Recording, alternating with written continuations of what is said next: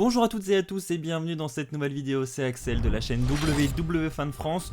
On se retrouve pour une petite vidéo d'actualité mine de rien, parce que pour ceux qui ont suivi, on fête cette semaine du côté de SmackDown les 25 ans de carrière de Triple H. Et donc à cette occasion, j'ai décidé de vous lister 10 combats, alors pas forcément les 10 meilleurs combats de manière objective de Triple H, mais plutôt 10 combats que moi j'adore personnellement, et donc que je vous propose en ce temps de confinement pour vous occuper. Voilà, peut-être que certains n'ont pas forcément les références en ce qui concerne la carrière de Triple H et ne savent pas trop quoi regarder. Et bien cette vidéo est faite pour vous, je vous ai listé 10 matchs de Triple H qui selon moi méritent le visionnage. Avant de commencer ce classement, je précise que si vous souhaitez regarder ces combats, la meilleure manière, la plus légale, c'est le WWE Network. Et pour ceux qui ne peuvent pas se procurer le network, en fouillant un petit peu sur YouTube ou sur Dailymotion, vous allez trouver les matchs en question.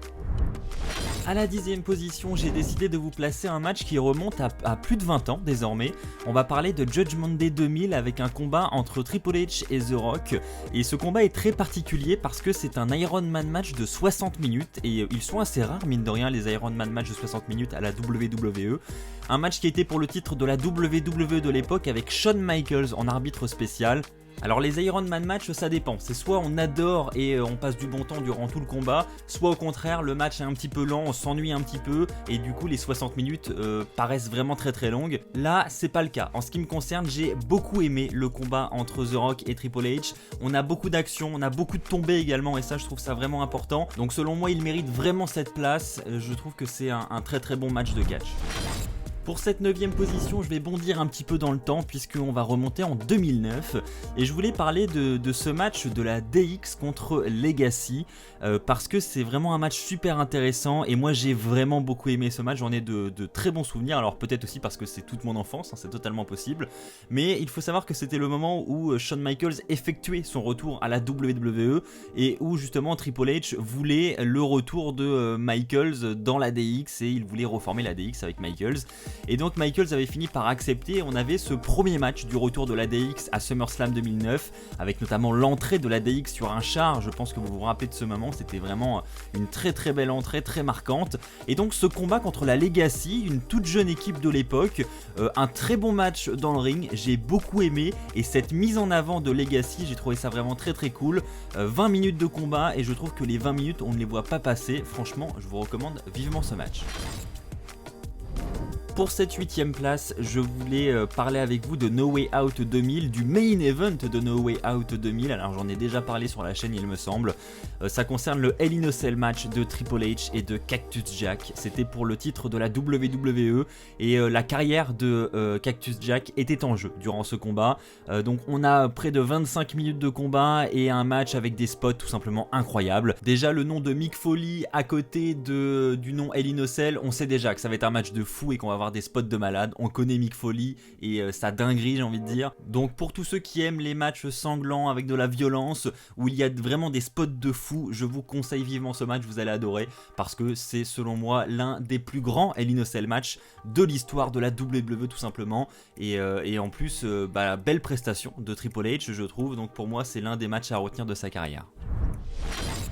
Maintenant je vais parler des combats face à l'Undertaker à WrestleMania. Je vais d'abord mettre ce combat de WrestleMania 17 qui est peut-être celui qu'on oublie un peu le plus de la carrière de Triple H je trouve, enfin du moins de ses affrontements avec l'Undertaker, alors que c'est dommage parce que clairement c'est un bon combat aussi violent où on a un peu de bagarre de rue aussi, hein. Ils vont sortir à l'extérieur, ils vont monter sur cet échafaudage vers l'extérieur du ring où il y a les caméras. Franchement c'est un match avec plein de spots vraiment super divertissant je trouve, et justement je trouve ça dommage qu'il soit un petit peu oublié. Donc si vous ne l'avez encore jamais vu, ce match c'était en 2001 à WrestleMania 17, foncez le voir maintenant, franchement c'est vraiment un combat qui mérite d'être vu.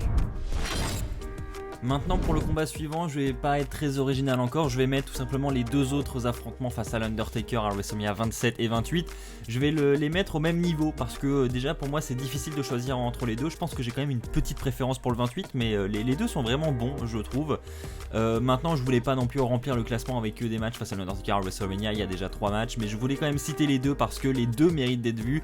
Donc si vraiment vous avez le temps, vous avez ce premier match sans disqualification à WrestleMania 27 entre l'Undertaker et Triple H. H. Grosse rivalité de l'époque, hein, c'est face à face à Raw chaque semaine où les deux catcheurs avaient même pas besoin de parler pour se défier à WrestleMania, un simple regard suffisait. C'est une grosse rivalité et c'était un match très attendu à l'époque, donc très bon match. Et l'année suivante, on a ce fameux match End of an Era, Hell in a Cell à WrestleMania. Rien que d'avoir Hell in a Cell à WrestleMania, c'est déjà ouf, mais en plus vous mettez l'Undertaker et Triple H avec Shawn Michaels en arbitre spécial, ça devient tout simplement un match légendaire, un match qui mérite lui aussi d'être vu très largement. Donc voilà, vous avez 3 gros matchs face à l'Undertaker à WrestleMania, à vous de choisir lequel vous voulez voir, et puis si vous avez le temps, n'hésitez pas à tous les regarder. On va rester dans l'univers WrestleMania, mais désormais je voudrais parler de WrestleMania 20. C'est un WrestleMania où on a Triple H qui arrive en tant que champion du monde et où il affronte 2 grands catcheurs dans le ring, à savoir Chris Benoit et Shawn Michaels. Donc déjà on a 3 gros noms dans le ring et donc là on se doute déjà qu'on va avoir un match de fou. En plus c'est un match triple menace. Là encore un match avec beaucoup de bons spots, un match qui va également être sanglant. Donc comme pour les autres, hein, vous en doutez un petit peu, je vais pas vous spoiler le résultat parce qu'après il y a un peu moins d'intérêt à voir le match pour ceux qui ne l'ont pas vu. Donc je vous laisse tout simplement aller le découvrir, mais là aussi croyez-moi, vous n'allez pas le regretter. Maintenant je vais vous parler du combat le plus moderne dans ce classement, on va parler de son match face à Daniel Bryan à WrestleMania 30. Donc c'était en 2014, très grosse rivalité entre Triple H et Daniel Bryan. On a à l'époque une grosse hype autour de Daniel Bryan qui était en pleine ascension et qui était en rivalité avec l'autorité.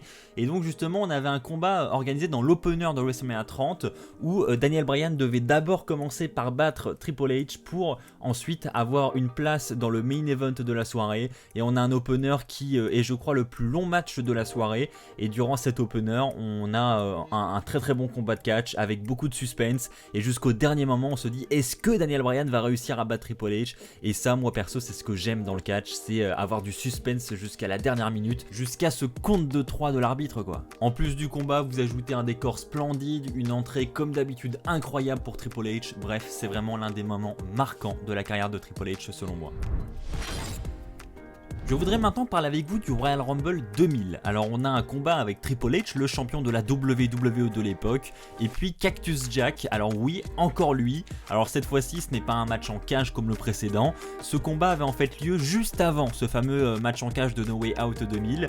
Et là c'était un street fight match, un simple street fight match, enfin simple.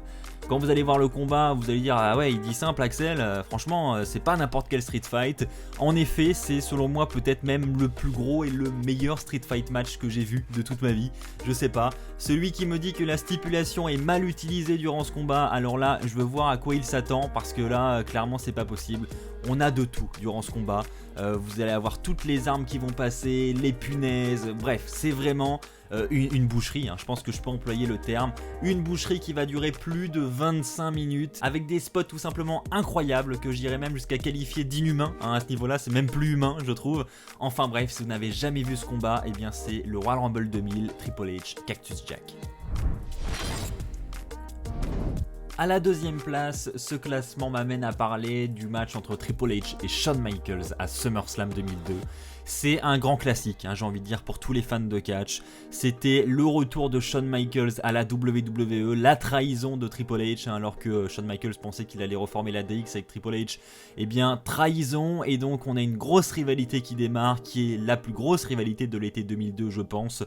Shawn Michaels Triple H, un match de plus de 25 minutes, sans sanction, c'était la stipulation. Et donc là aussi, des tables, tout va y passer. On va avoir un match ultra sanglant encore une fois, avec des spots de malade. On connaît Shawn Michaels, on connaît Triple H, les deux ensemble, c'est tout simplement du génie quoi. C'est une énorme rivalité avec d'énormes matchs. Et vous allez voir avec ma première position que c'était loin d'être terminé encore à l'époque et que ça a duré encore longtemps après. Et ça, je le réserve pour ma première place. Et donc pour ma première place, comme je viens de vous le teaser, on va se retrouver avec un nouveau combat entre Triple H et Shawn Michaels. Alors la rivalité n'était toujours pas terminée, nous sommes pourtant 4 mois après, c'est vous dire hein, comment cette rivalité a duré dans le temps et comment c'était vraiment excellent. Triple H contre Shawn Michaels dans un 3 Stages of Hell match. Alors l'objectif du combat, c'est tout simplement de réaliser 2 fois le tombé sur son adversaire pour remporter le match. Et la petite particularité, c'est que c'est justement divisé en 3 manches et que chacune des manches a une stipulation différente. Là en l'occurrence pour ce match, la première manche était un street fight et vous allez voir que c'était pas n'importe quel street fight encore une fois. La deuxième manche était un steel cage match et si il y a une troisième manche, alors la troisième manche serait un ladder match parce que oui, ce match était pour le titre de champion du monde poids lourd à l'époque. Donc Shawn Michaels contre Triple H avec une stipulation comme celle-ci et avec un titre de champion du monde en jeu, ça ne peut être qu'excellent. Voilà, c'est ainsi que s'achève cette liste des 10 combats que je vous conseille en ce qui concerne la carrière de Triple H. J'espère que ce classement vous aura plu et j'espère surtout vous avoir donné des idées parce que c'est l'objectif, c'est seulement de vous proposer une liste de combats qui selon moi mérite d'être regardés. Donc si c'est le cas, comme d'habitude, n'hésitez pas à lâcher un pouce bleu, n'hésitez pas à vous abonner pour ne pas rater les futures vidéos sur la chaîne. Encore un grand merci à vous tous pour votre fidélité. On se retrouve très vite, d'ici là portez-vous bien et puis comme d'habitude n'oubliez pas, soyez toujours très fiers d'être fan de catch. Allez, bye tout le monde.